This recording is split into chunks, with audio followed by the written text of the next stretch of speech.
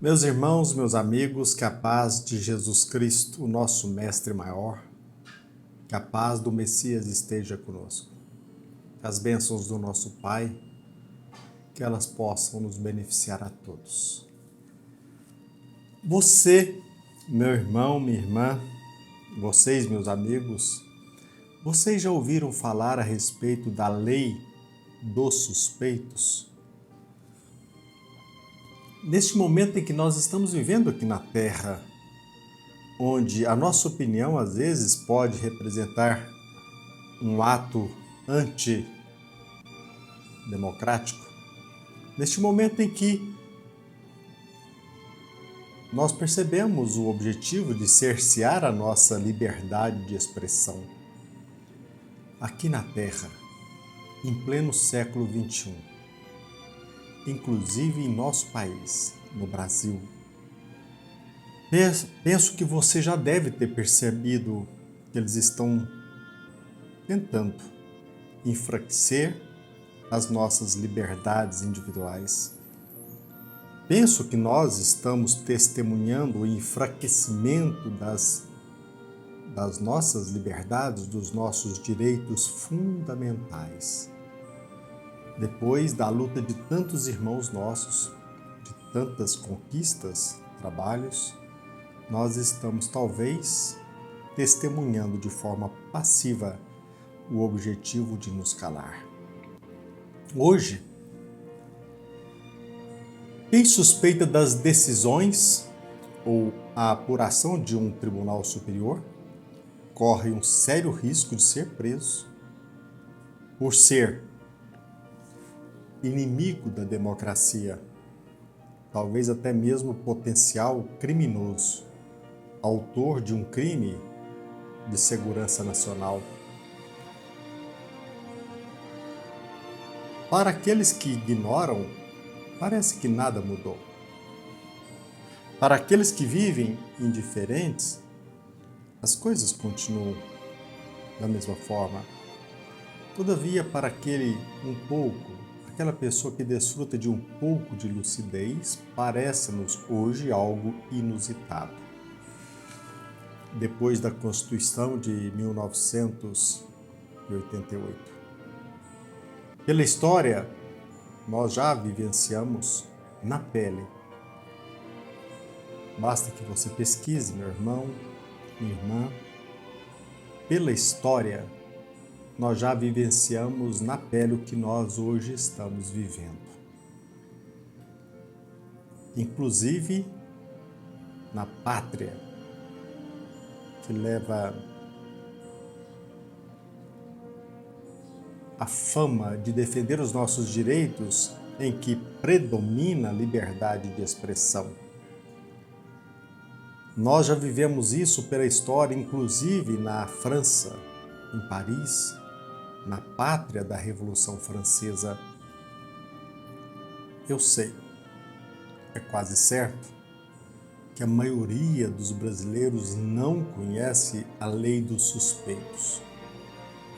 E quando eu falo em maioria, penso que mais de 90% dos brasileiros não conhece esta lei.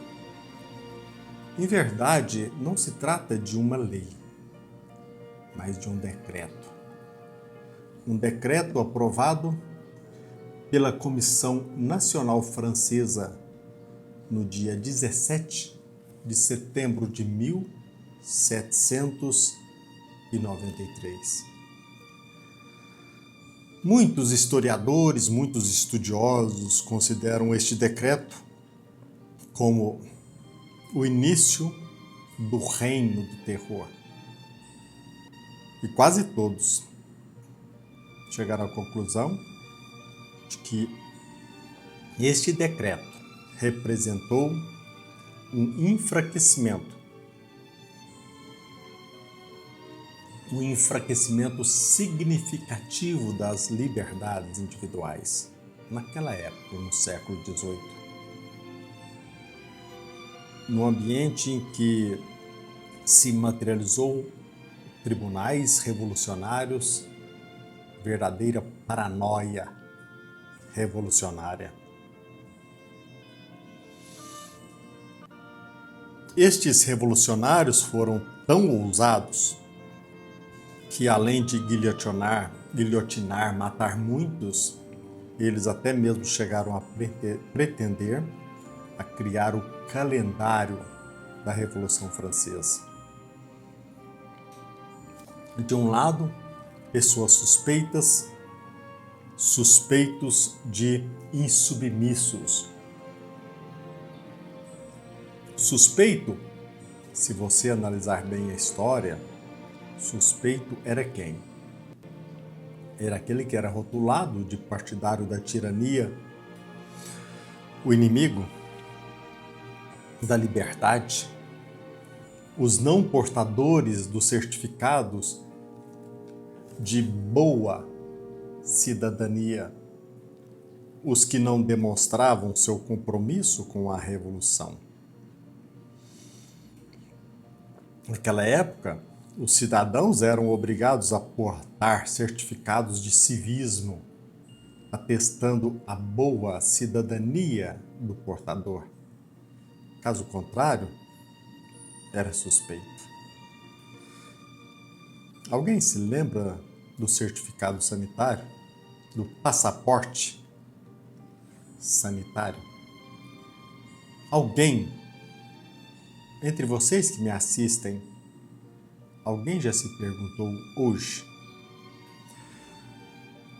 por que aqueles que lutam pela liberdade de expressão, pela liberdade de opinião, são rotulados de negacionistas e de fascistas?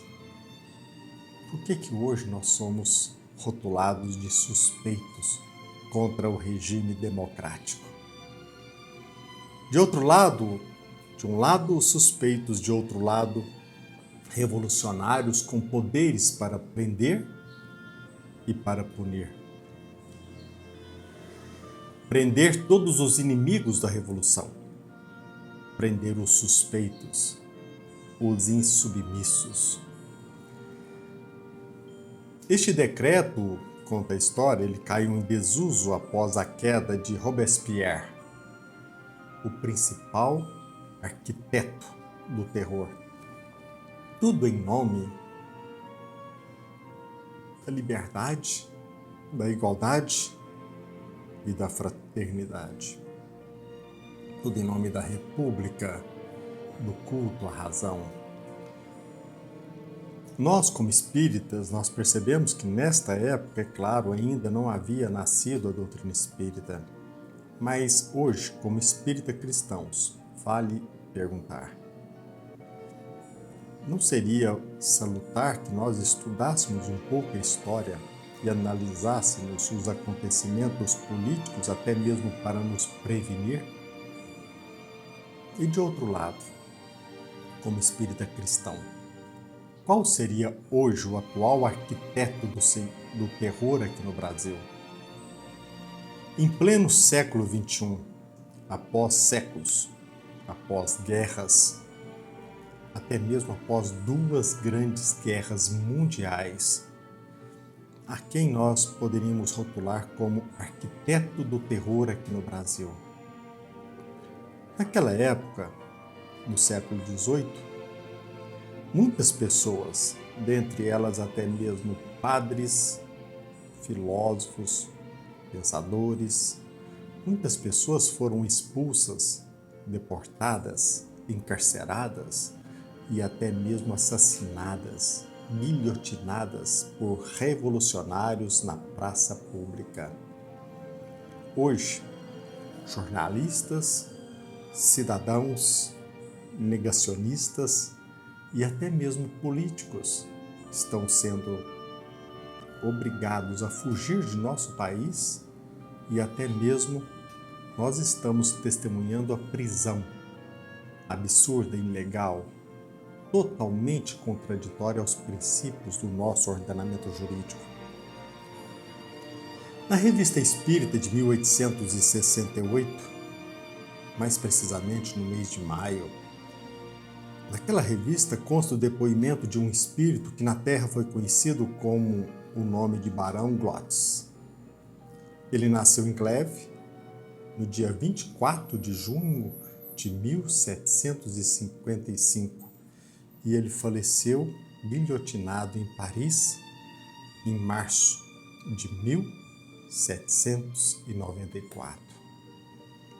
Segundo relatos, segundo historiadores, trata-se de um revolucionário francês jacobino, violentamente anticatólico, adepto do culto da razão. Veja bem, até mesmo este barão revolucionário, até mesmo ateu, ele foi morto na praça pública, guilhotinado.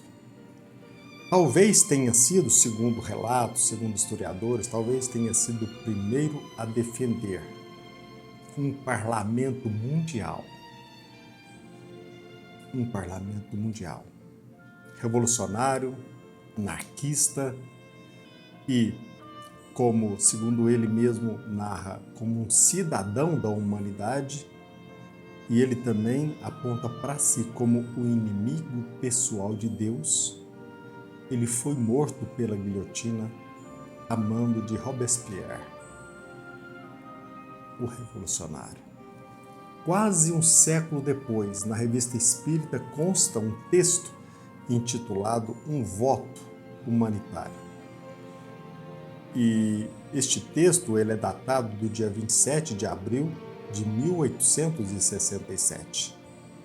Uma mensagem endereçada pelo ateu, pelo revolucionário, pelo anarquista, pelo cético.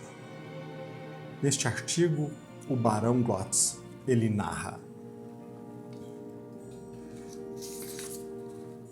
no outro mundo em que habito, desde a terrível jornada de 24 de março de 1794, que confesso,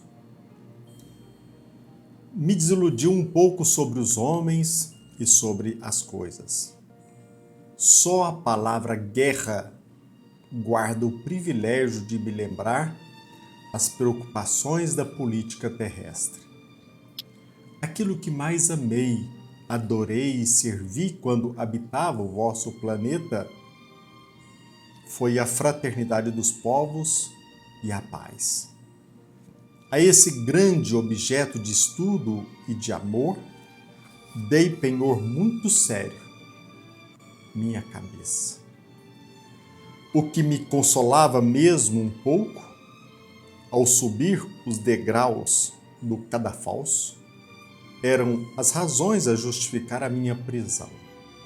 Era dito, se bem me lembro, que doravante a paz, a justiça e a probidade seriam postas na ordem do dia. Eu teria dado minha vida, declaro altivamente e sem hesitar, e 2 vezes em vez de uma para obter a metade desse resultado.